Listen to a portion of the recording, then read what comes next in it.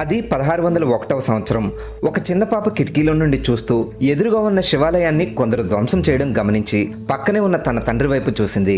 వాళ్ళు మొఘల్ సైనికులు తల్లి, వాళ్ళను మనం ఏమీ చేయలేము అంటూ ఆ పాప తండ్రి దీనంగా బదిలిచ్చాడు. 1630లో తన ఇంటి ఆవరణలో కూర్చున్న ఆ అమ్మాయి తన ఇంటి పక్కనే ఉన్న శ్రీరాముడి గుడిని కొందరు కూల్చేస్తూ ఉంటే ఎదురుగా ఉన్న తన భర్త వైపు చూసింది. మొఘల్ సైన్యం చేతిలో మనం ఇదివరకే ఓడిపోయాం కాబట్టి వాళ్ళు ఏం చేస్తున్నా చూస్తూ ఉండడం తప్ప వాళ్ళని ఎదిరించలేమంటూ ఆమె భర్త కూడా దీనంగా బదిలిచ్చాడు.